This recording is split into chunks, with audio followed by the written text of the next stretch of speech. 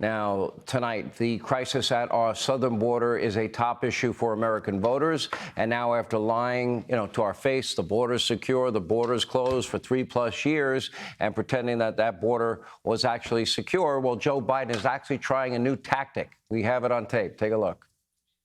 Do you believe that the border is secure, sir? No, it's not. I haven't believed it for the last 10 years. But I've said it for the last 10 years. Give me the money.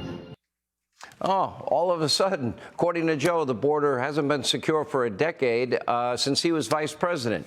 But it's just not his fault. He wants you to believe there's nothing he can do. By the way, there's plenty that he can do. He doesn't need Congress. He inherited secure borders. And yet he wants you to forget about all those executive orders that he signed, making it easier to cross the border illegally, or all the aiding and abetting that he's been involved in with the illegal immigrants, and all the money that has been spent by the federal government, by states, to pay for housing and health care and education, et cetera, for people that didn't respect our laws, borders, or sovereignty.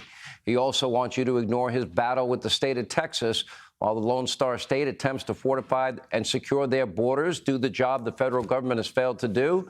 The Biden administration actually sued Texas, took them all the way to the Supreme Court to stop the state from actually doing their job. And today, well, mission accomplished for Joe Biden.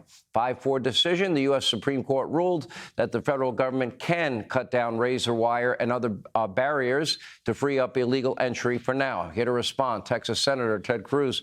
Senator, you're a constitutional scholar. I am shocked at the Chief Justice and Amy Coney Barrett and them going along with the liberal minority here.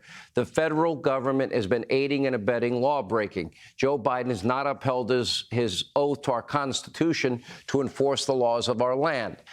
What else does Texas have available to them? If they won't do the job, they got to do it themselves. Well, Sean, that's exactly right. And listen, this decision makes me angry. And even more angry is listening to Joe Biden just flat out lie. And he knows he's lying, although actually, given his mental condition, maybe he doesn't know he's lying. But anyone rational that was aware of the world around him would know that he was lying. He says the border hadn't been secure for 10 years and just give me the money. Well, you know what? When Joe Biden became president 3 years ago, he inherited the lowest rate of illegal immigration in 45 years. We had made incredible progress securing the border, and Joe Biden deliberately, systematically dismantled it. And if you look at the numbers, we went from the lowest rate in 45 years to right now today, the highest rate of illegal immigration in history ever. 9.6 million illegal immigrants have come in under Joe Biden. And here's the thing to understand. He's not unhappy about that. He doesn't want to solve it. He doesn't want to prevent it. He wants more. It was a deliberate decision. And when he asked for more money, it's not more money to build a wall. It's not more money to secure the border. He wants more money to process illegal immigrants faster, to move even more of them into every city in America. He wants to take that 9.6 million and make it 20 million, make it 30 million, make it 40 million. It is an invasion, and Texas is bearing the brunt, but every community in America is paying the price. You went the longest in terms of any one candidate back in 2016 against Donald Trump. I believe it ended after Indiana. You had won Wisconsin, if my memory serves me properly. You went further than anybody. You see what's happening here. You see these latest poll numbers out of New Hampshire.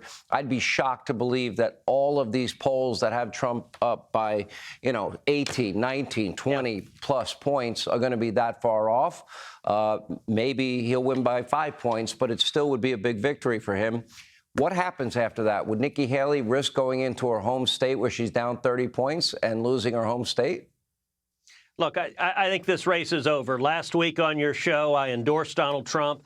And the reason I endorsed Donald Trump is I think he's won the primary. The results in Iowa were overwhelming. I stayed out of it to let the voters speak. You look at what happened in Iowa. He won over 51% of the vote. He won 98 out of 99 counties.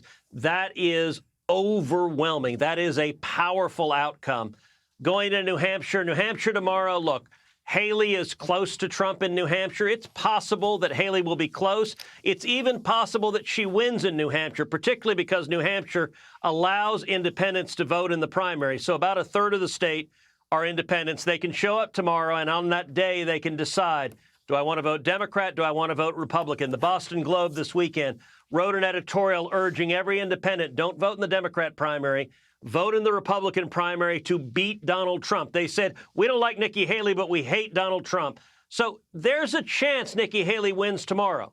But whether she does or not, frankly, doesn't matter, because after that, it goes to South Carolina. I think Nikki Haley will stick around to South Carolina, and she is going to lose her home state by double digits.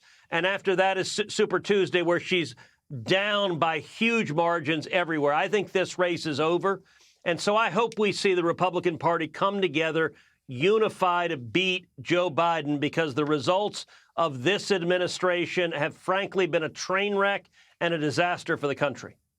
We're going to get to the president. He's now taking the stage. Very quickly, how do you explain what I call this Trump phenomenon, that he defies all conventional political gravity? The old rules of politics obviously don't apply to him. If he's arrested, after all that he's been through, people now see this as a persecution, not prosecution. Yes. Have they just overreached now for the last 7 years, and this is the result of it?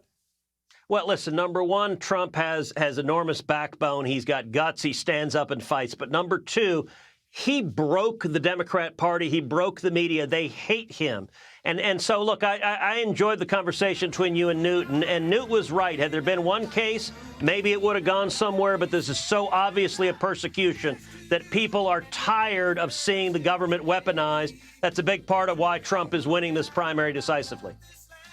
All right, Senator Ted Cruz, we appreciate it. Any thought that maybe in 4 years you might jump back in yourself? Well, look, I've got a race this year. I'm running for re-election in Texas. Chuck Schumer has made me his #1 target in the country. And so please come to tedcruz.org, make a contribution. The Democrats are going to spend $100 million trying to beat me. So go to tedcruz.org. I need your help, and I'll give you my word. I'm going to stand and fight alongside Donald Trump to turn this country around and bring us back from the mess Joe Biden has given us. Hey, Sean Hannity here. Hey, click here to subscribe to Fox News YouTube page and catch our hottest interviews and most compelling analysis. You will not get it anywhere else.